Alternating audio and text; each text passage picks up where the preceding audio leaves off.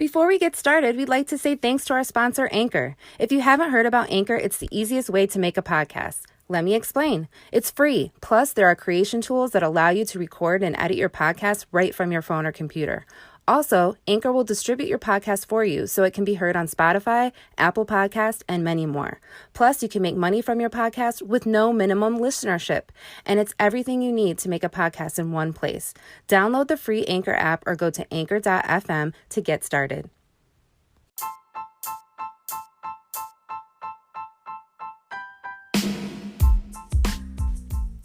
In this episode, we let our hair down about hair while examining how Bo wrestles with achieving her own style on the eve of school pictures. Plus, the whole family reveals their own hair hang-ups. Join us as we dig into one of the biggest issues that defines the mixed race experience. This is Tarana, and this is the Mixed Dish episode that I've been waiting for. Well, truthfully, I've been waiting 30 years for all of these episodes, but if I could have written my own dream show, this episode, Let Down Your Hair, would be it. With school pictures around the corner, Bo is literally scared straight by the prospect of these photos lasting forever. So she visits a beauty salon for the first time with little sister Santa Monica and her Aunt Dee Dee leading the charge, while little brother Johan, assisted by his dad Paul, who is the white parent in the mix, as we know now, endeavors to change his look as well. Hilarious. I think that's funny.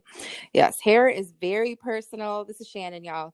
And hair is very personal, and yet it is very visible. Obvious parts of our style that is just hanging out there for others to celebrate or reject.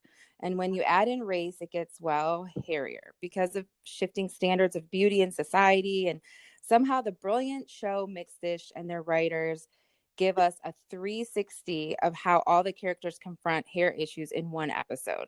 So we'll tackle these standards and how each character crafts their own approach and hairdos in the face of those standards. Right. And Rainbow opens the show calling out how her hair is this symbol of otherness. And just another thing about her, she says, that is different compared to her peer group. Don't I know that story?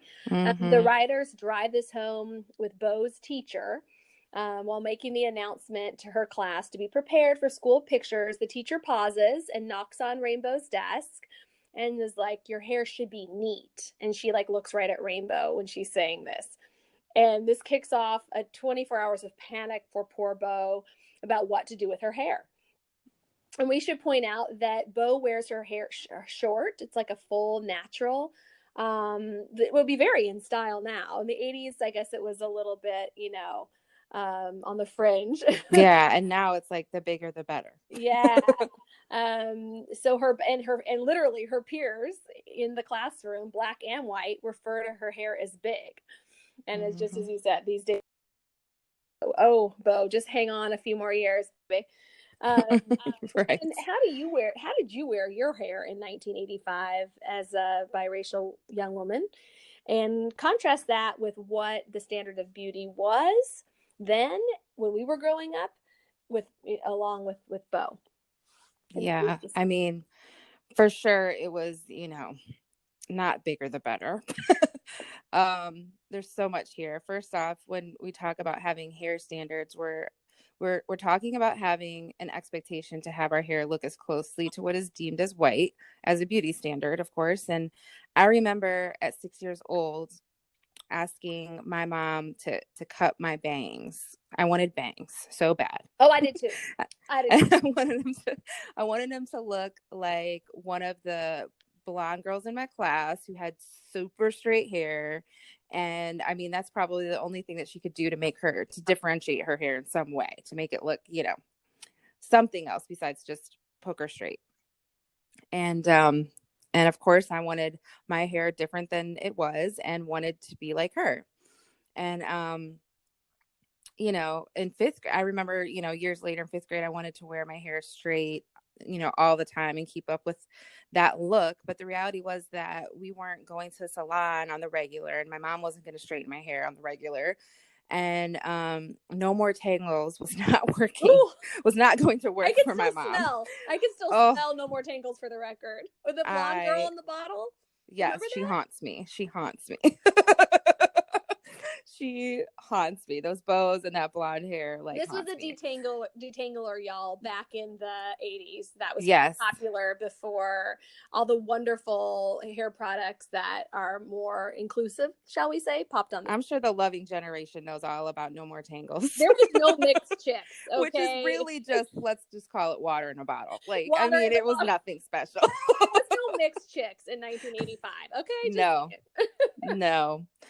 But yeah, and I was just too rough and active and, rough and tumble to have my hair straight and neat all the time. I just like to play. I was an outdoor girl, just tomboy, and it wasn't going to stay neat and, like that for longer than a day. So it would take half the day just to get there, so why do that, right? So I just remember a family friend one time coming in town from New York. She used to be my sitter in New York City and also biracial. And I think growing up in New York City, there's no way you don't learn about hair care of every type. You just you're exposed to so many products. And I just remember her bringing products like, oh my gosh, this is ethnicity. amazing. Yeah, so many ethnicities even. Yeah, in New York. Yes. I mean, you have all the Caribbean there, and you have so um it's really multiracial for real. And I remember begging her to straighten my hair because it just seemed to come so easy to her, and she took time and care to do it. And what do I do? Not even a day later. It's a hot summer's day. We're at a barbecue. There's a pool. And I'm trying so hard to like keep my head above water, like let's not get it wet. But then the little girl in me, the fun, active girl, was just like, I had to do a cannonball. And I felt so bad. And she was annoyed, but she was gracious. And it's just like one of those things that we go through to just keep this hair like constantly together. And there was no way she was going to spend more time on that. But, it's a laughing matter. It I just, have, yeah, I have my fair share of cannonball stories for the pressed out do, and certainly Rainbow has one too in this episode, of course. So yeah, but she's definitely not, I mean, I love that she rocks natural most of the time. And right. we were definitely always trying to keep the hair straight in the 80s. Yeah, I can definitely relate. I had very long hair, curly, obviously. Unfortunately, we brushed, which I learned later. You're not supposed to brush out your curls, but my mom did really try to keep my hair.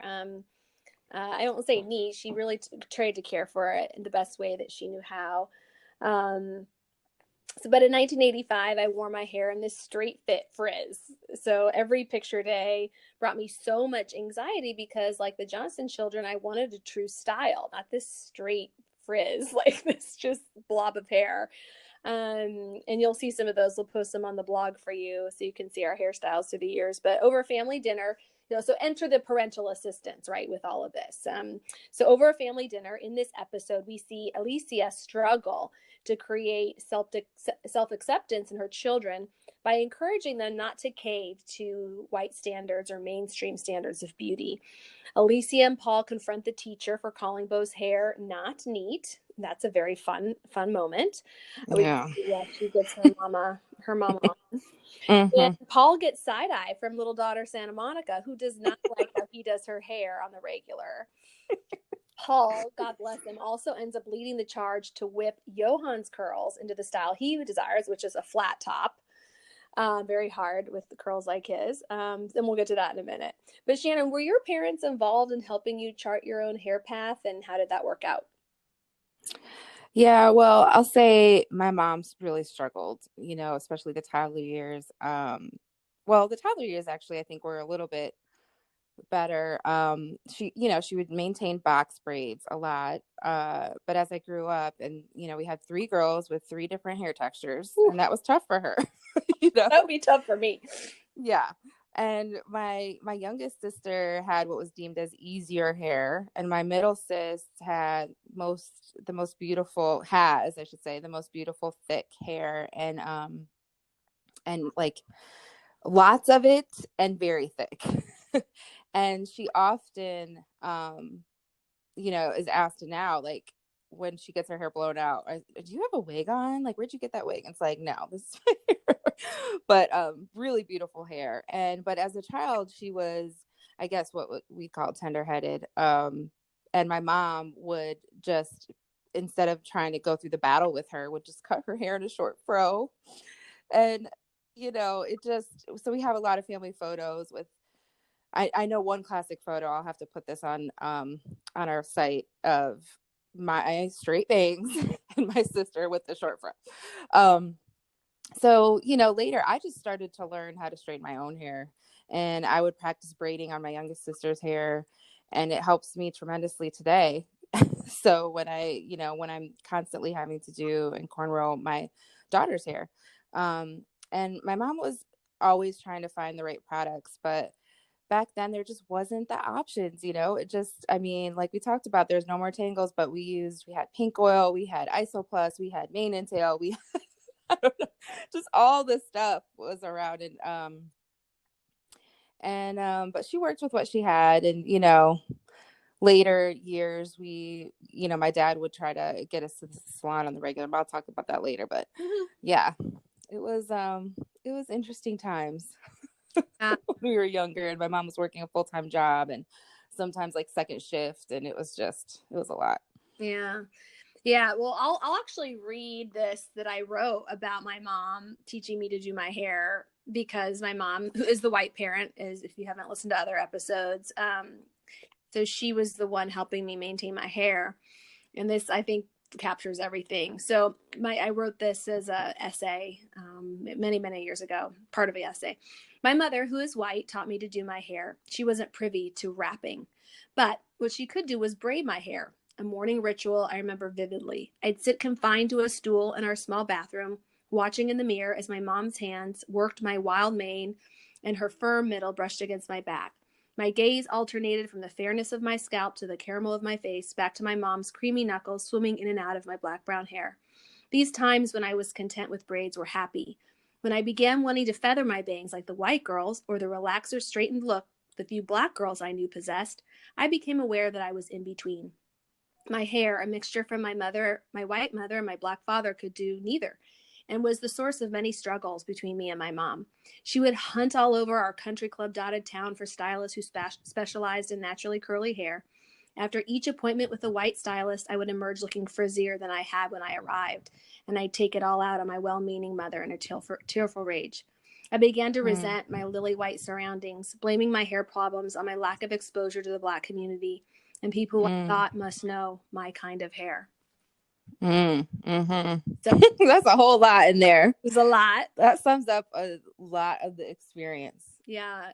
But parents are champions for their children, as we mentioned. And my mom was just doing her best. And as a Black woman, Bo's mom, Alicia, also stands up for Black beauty. And as we know, when she confronted Bo's teacher about insinuating that natural hair isn't neat, we really saw the emotion there. Despite this ferocious defense of natural hair, however, we learned that Alicia straightened hers for her wedding day.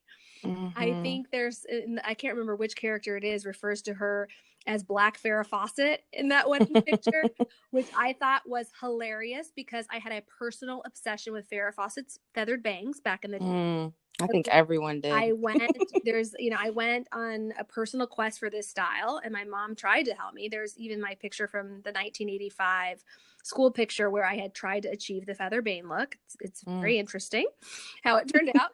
My mom could have been Paul in this episode, though, helping Santa Monica with one of her one-hit wonder hairstyle and experimenting with Johan's hair. Dee Dee's approach had a different approach to what neat looks like, right? This is Black Auntie.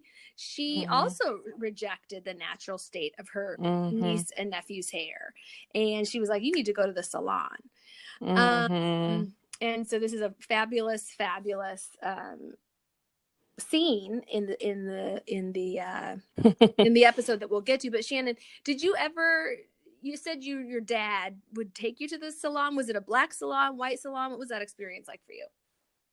Yes, we would get dropped off. No one was going to sit there with us, but we definitely were at the Black salon.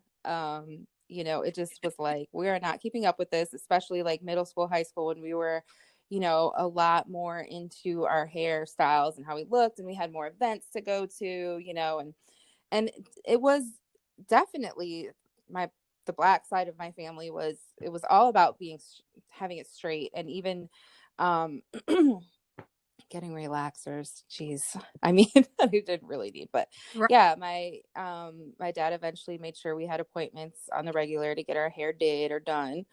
And we went to a black stylist through middle and high school, very important holidays and events. And that stylist, like, she watched us grow up. I mean, she even styled my hair for my wedding. Oh. And Sheree now, and she's probably still in the Midwest and has her salon. And she's the one that introduced me to ISO Plus with the big aerosol bottle. Um, and as a teen, though, I would get a light relaxer and touch up the roots each appointment. And you know, my hair really doesn't need a relaxer. But we never, you know, we just never embraced wearing our hair curly or natural, and we should have. But even today, you know, brushes are made differently to accommodate the curls and the kink. You know, old school brushes often whip through the hair and creating major breakage, and it was just, I was too impatient to use an open tooth comb as a younger teen. And I was a year-round athlete, and I really would have benefited from wearing my hair natural more often. But in college, that would change for me. But yes, I eventually, like I said, I learned to do my own hair, and just make it work. Yeah. So the salon, very familiar with being there for hours, and Yeah. it's fun. Yeah, with Bumbo, yeah, wow. That says so much about just, I mean, even look at, I mean, hair products are so much more democratic today compared to, Mm-hmm. I mean, it's just like all the different foundations, Yeah. are out there for skin tones that are in between. Right. Right, like Fenty and all these wonderful brands that have started to realize the diversity in either the Black experience or just among women in general. And so Mm-hmm. you're right, we definitely weren't there in the 80s. But when Bo went into that salon, so much came back to me: the smell of hair burning, Mm. chemicals, and again, this is before the natural hair revolution. And I still smell hair burning on occasion when I go to the salon. That's all right. Mm-hmm. But the way the stylist greeted them in that shop in that scene said so much. She was like, "Oh, y'all got that good hair. This won't take Mm. long." And I really felt like people called that out for me too. "Oh, you got some good hair." And I wanted to look at them like, I hated that. first of all, that's so that's so demeaning in so many different ways. But also, I was like, I don't feel like my hair is good. My hair won't hold any shape. It doesn't have like a nice bend or bounce or anything. When I straighten Mm. it out, it just goes flat.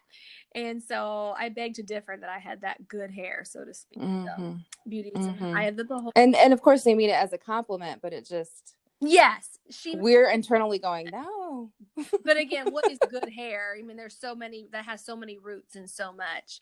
I Um, think that's a deeper conversation too, about just yes, being biracial, and a period. documentary, right? Yes. A documentary of the same name. Chris Rock, shout out. Mm-hmm. But it did take long. We see Bo in her day long experience at the black salon, but it's well worth it. She loved her hair. When it was over, she walks out like she's floating on air, and she says the words, "Having straight hair was magical." Mm. And I feel like that, I remember that first feeling of glamorousness because the straight hair had a style to it, right? That the Mm-hmm. naturally curly hair didn't necessarily have.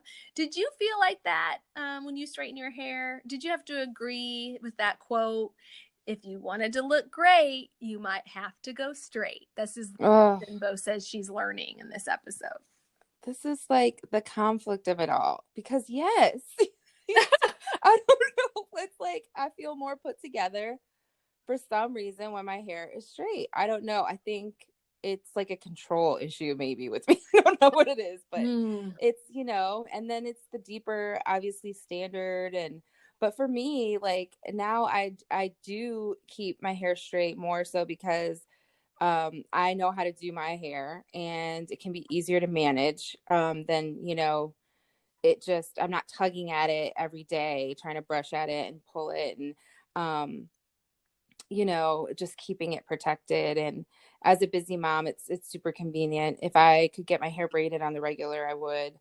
But back in middle school, like Bo, having my hair straight felt like I was put together, like I said, and I could be quote unquote normal or blend in. Mm.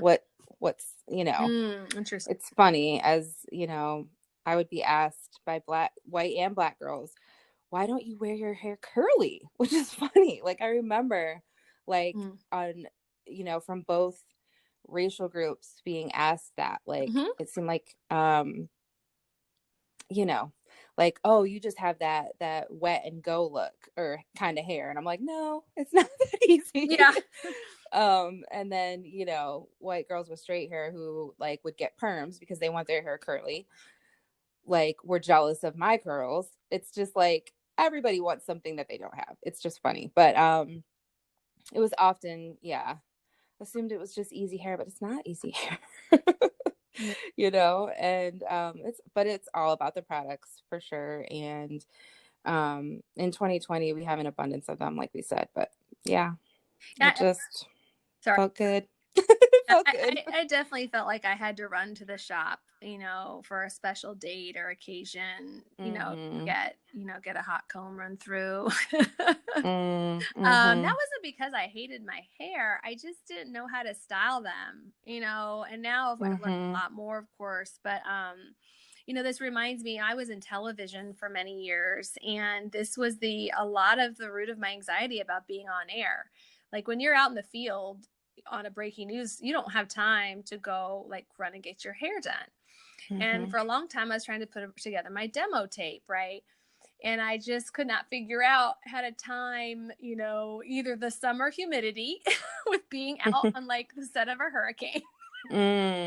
Like that was, Mm-hmm. and people were not very accepting back then. I literally had an executive at ABC News tell me, well, how could you be on air when people won't know what you are? Mm-hmm. And I was like, wow, she really saying like people won't know how to classify you black or white, Right, you're or confusing. it'll be too confusing for them and they'll turn off the television is basically what she was saying. And you wouldn't rating Gosh. your racial ambiguity, what she was saying would not be good for ratings. And of course the Mm-hmm. hair was a big part of that, right? Mm-hmm. Now I had come to the production office every day, to the headquarters of ABC News every day with my hair pressed, maybe she would have had a different attitude. But the Mm-hmm. woman literally told me that she didn't think I could have an on-air career because people wouldn't know how to define me. And so hair goes, and we know hair in television and women and journalists, that's been a fight for so long. That's why the Crown Act in California was so important, banning Mm-hmm. discrimination of natural hair in the workplace. But in TV, those struggles still go on. But back to the episode here. So enter Paul, the white parent again. Let's talk a little bit about this. Paul takes Johan to the white barbershop with Harrison, the grandfather, which is hilarious. He was rejected from the white barbershop. So then, because they're like, we can't do that flat top. What are you talking about?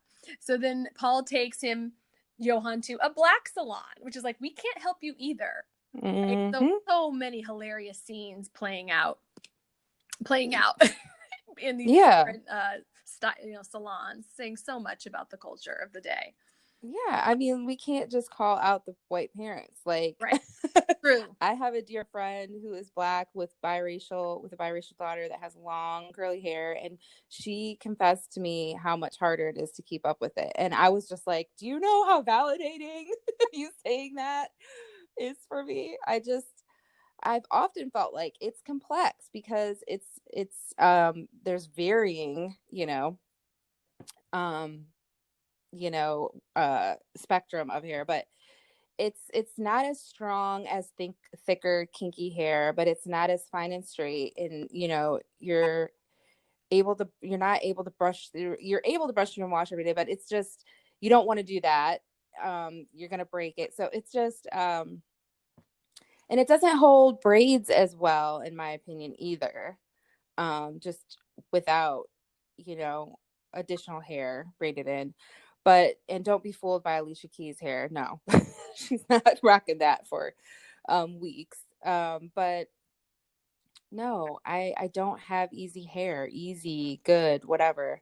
I definitely have more complex hair, if anything. It's interesting. I remember my mom pointing out like there was different parts of my hair that had different textures. Like I know it's easier to straighten the right side of my head than it is the left side. Is that like, I don't know.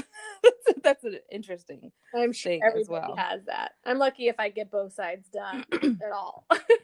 Right. And I remember going to my mom's salon, now that I think about it, to where I believe she would get perms at one point, and a white stylist doing my hair when I was like middle elementary. And it was just awful. She just looked like a deer in headlights and made me feel so awkward. The whole thing was awkward. Like, and my mom was just like, never again. We're never doing that again. So, yeah, poor Johan going into that Yes. barber Yeah. shop. So speaking of braids, this is the best part, and different styles. Yeah. So finally, Johan and Paul experiment at home and come up with cornrows inspired by Stevie Wonder's "Hotter Than July" album cover, beads Oh, yes. and all. Oh my gosh, I love that moment because it brought so many cultural references together. Shannon, did your hair experiments like that work out? Um, you know, and how did the parent and you react to this scene? Especially since we have daughters. What have you told Sloan about her hair? Well, there's a lot to unpack there. I mean, I've definitely, had the braided extensions put in. I've done all that, but like with my 4-year-old daughter, and yeah, my parents, they let me experiment, I feel like, for the most part, on, when it came to like school dances and stuff like that, I did what I wanted. Um, but for my 4-year-old, and she's had a lot of hair since she was born. And oh, we could go into a whole thing with her. Blonde, like tinted hair, like 4 different colors of blonde came out when she was born, Oh, and just this Sloan. full head of hair. And I was just like, what? It was such a shock. And so she's always had a lot of hair. And just since the beginning, we've been intentional to talk to her about how beautiful her hair is, no matter what style she wears, whether it's big or curly or braided back, or and we make sure she understands it's something that we need to take care of and keep clean, and just like her body, and we just try to just make it seem like it's we want to protect it, and it's special, just like she is, Good. and everyone with their different hairstyles and hair texture and whatnot. But she does comment on Disney princess dolls that we have, or Barbie dolls, and from a very, like, she was very observant early when she started talking, like 18 months, 2 years, like, right. I was shocked. I was not prepared for like her wanting straight hair.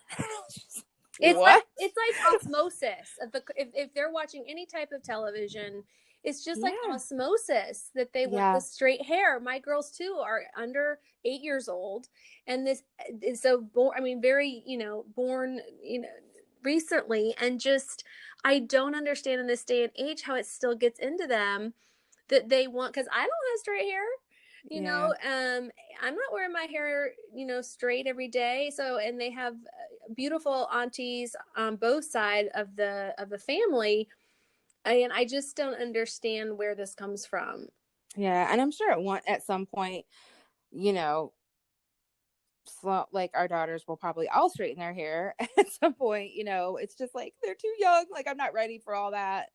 I'm not ready for them to, I want them to fully, or I want at least my daughter to fully embrace herself before she's starting to change things, you know? Yeah. And when I feel like she's gotten to that point, then maybe, but I just think that even when you're in her little preschool class, like, she, for the most part, is the only one with curly hair like hers.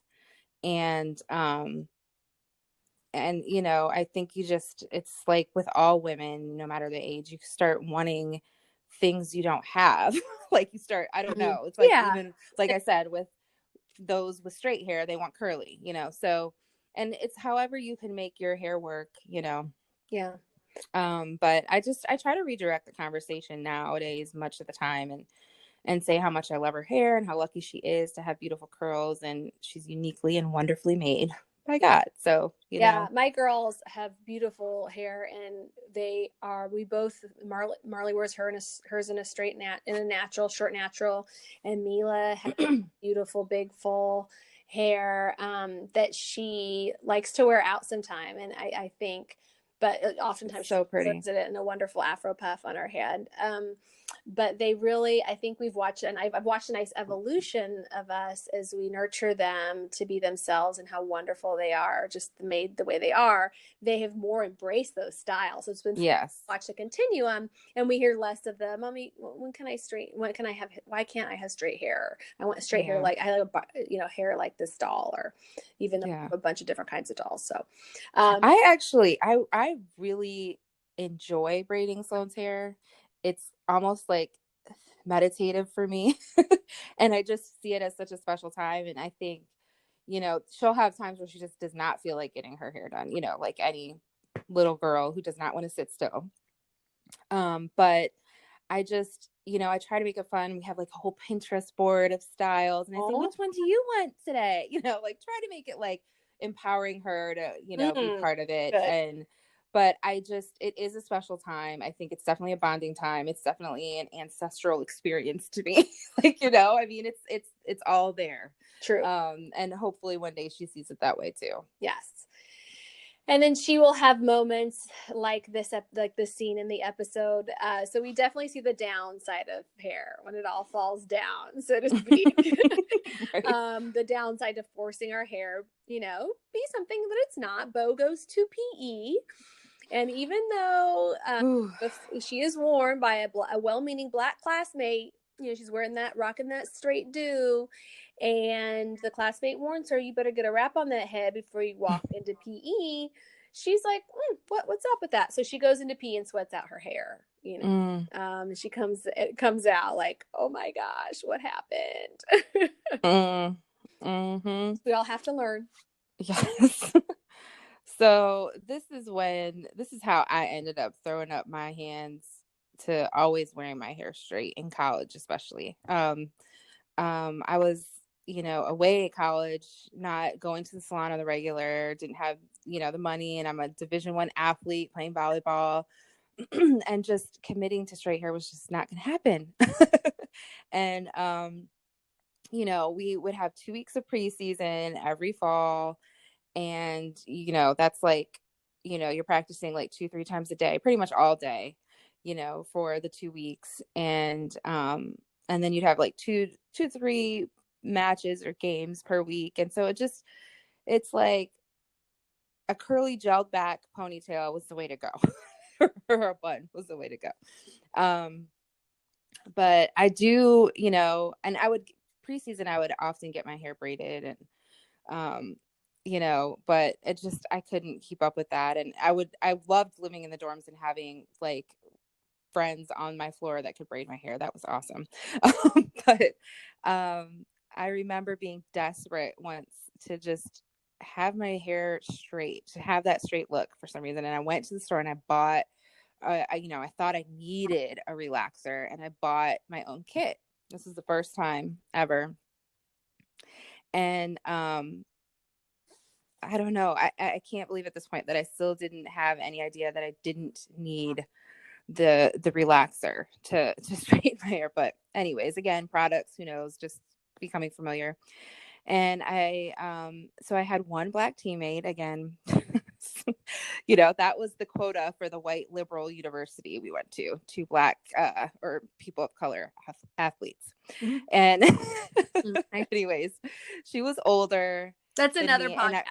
yes, that's a whole other show. And I remember begging her, "Can you please do my hair? Can you do, you know?" And she looked at the box and asked, "Are you sure about this?"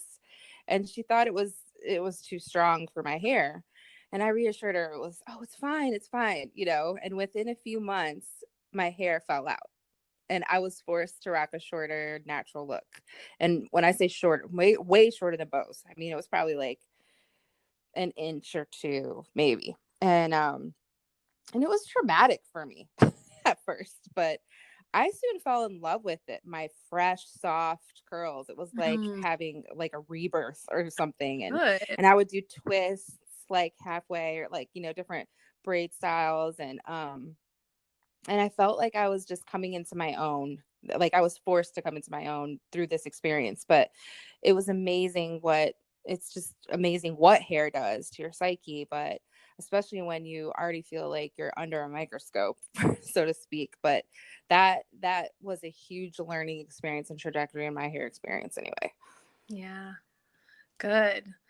Um, the other hair beats in this super duper hair episode, Dish, hair can bring everybody to their end, and it does Right. with sweet, mild Johan gets in a fight about his hair because when he goes Oh. with his wonderful new style and beaded cornrows, he is taunted. And he get in Mhm. it. He lashes out. He's like, "You're not, you know, I spent hours on this new hairstyle. Like, you're not gonna punk me." And he gets in a fight. And then Santa Monica just flips her hair into sassiness, and we see how her hair just enhances the sass that's already inside. So, yeah. Yeah. Then, I love her. yeah, she's I love that little sassy Santa Monica. yeah, she kills it. Then Aunt Dee Dee takes off her wig to reveal her cornrows underneath. So it's almost like a mic drop moment as we close the episode. You know, because you know Aunt Dee talking about, you know, go take care of your hair, and we see she's taking care of it by rocking a wig, and that's okay. But it just Mhm. shows a whole other element there, right, that we didn't even explore yet. Um, Mhm. and then, of course, the kicker for the show is that they talk about on a television show, a sitcom in prime time. I love this. They talk about and give kind of kudos to California's Crown Act, which was passed in 2019, which is the first in the nation ban against discrimination of natural hair. And this moment says so much about the relevance and importance of the show Mixed Dish to the transformation of American attitudes towards race, which are still Mhm. evolving and so much need still of evolution. Mhm. Is playing a really important role in our society, I feel. Mhm. Um, you know, the and this montage of Bo then that we see, because again they always wrap it up with this wonderful message, and with a bow they wrap up Bo's saga with a bow. They talk about her and all her hairstyles through the years, and they kind of give this montage of her, and then it ends up showing that at the end, and this is again Tracy Ellis Ross narrating how she Mhm. comes back to her natural state after going on this search of how she wants to wear her hair throughout her life. And there's just Mhm. a really nice message in there, I think. And Yeah. I'll come back to being our true selves. And by the way, there's a really great article where out there, and we will try to post the link in our on our website, where Tracy Ellis Ross talks about her real life journey with her hair and how she arrived at self acceptance. And Mhm. so we'll include that link. It's a really beautiful piece. Yeah, and then created her own hairline. Goodness. I mean, Mm-hmm. this is amazing. Um yeah, so there will be more to come in the podcast series on how Bo and the family resolve and don't resolve their hair dilemmas. I'm sure. Yeah, but I love like whoever is styling Tracy Ellis Ross's hair for Blackish. I mean, those styles are amazing and her hair is awesome. And you know, you could definitely tell it's professionally done all the time, but I do love her styles. Um but you know, now I have three kids with three different hair textures, like my mother, and we embrace them all. And my oldest has dreadlocks, and my middle son has a little curly mohawk. And it's all about like nowadays in 2020, it's all about being different, at least in their um, kind of liberal, diverse community schools that they go to, and the ATL, you know. we're Wakanda, so we embrace we embrace that our culture, and it's fun, but it's like I said, it's all about being different. It's a very different attitude, and embracing exactly who you are these days. And my we feel fortunate to live in Atlanta, and where it is, the Black natural beauty is embraced, but everyone should be able to rock confidently their hair type, texture, and style they've been given uniquely. And we love talking about all these topics on Mixed-ish, and but time has flown by, and we do have to wrap it up. And so we'll get to our mixed message It's in a the hair moment of the wrap. day. I had to say it. I'm sorry. That's a good one.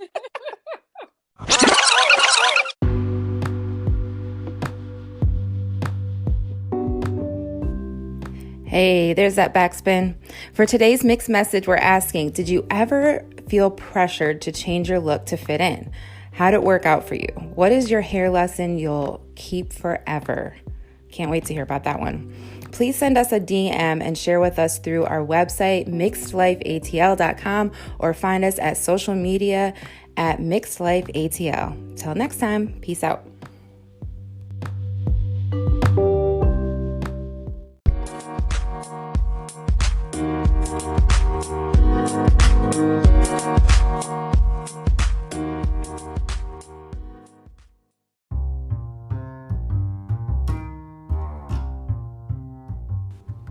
Mixed Life ATL is recorded in Atlanta, Georgia, and produced by SDB 360 LLC and Capacity Media. You can hear us wherever mainstream podcasts can be found. For information on how to advertise your business on this podcast, please message us at mixedlifeatl.com.